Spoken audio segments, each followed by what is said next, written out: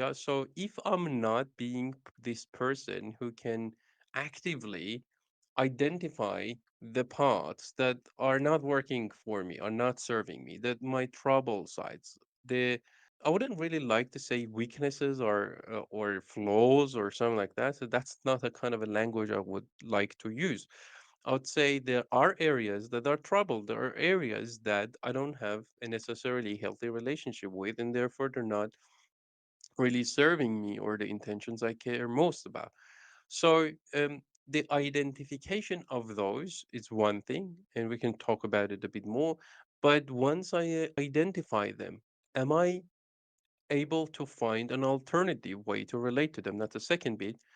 And then the third is now, am I going to be the person who's so committed to adopt this new way of relating to them and letting that manifests itself through my behaviors? Am I going to be this person who is responsive? Am I this person who is willing to develop this discipline and self control so that then I don't, once I adopt these things as part of my value system or the things that I care about, see, I care about now to relate to assertiveness this way because I know that my existing way of relating to assertiveness is not serving me. Once I adopt that and place it somewhere in my hierarchy of values, the things that I care most about, so will I be this person who will be committed to keep my promises to myself, or I'm going to be this person who's constantly violate the things I chose to put in my value system, my self-imposed discipline. Yeah. So that's going to then be the next part of it. And that's exactly where ontological responsiveness, or responsiveness in short, is going to be extremely important. Am I being able to keep my words to myself?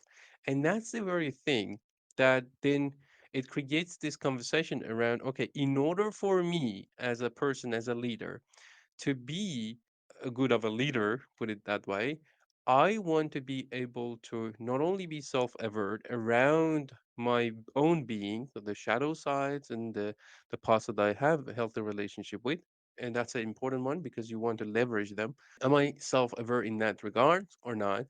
Am I this person who have a sense of what healthy relationship with all those aspects of being would be? And am I going to be this person who's so committed to be of integrity as much as possible? And as a result, then I'm going to be ontologically responsive. I'm going to be responsive. And I think that by now we created a clearer picture of what we mean by responsiveness. Yeah. Being able to catch yourself at the right time before you're going to manifest this behavior that is not going to serve you. Yeah. You're sitting in the meeting with the board, you're sitting in the meeting, presenting something, and you haven't done your homework, and you're trying to make up for it by lies and inauthenticities and trying to, you know, do whatever it takes so that you can keep it going.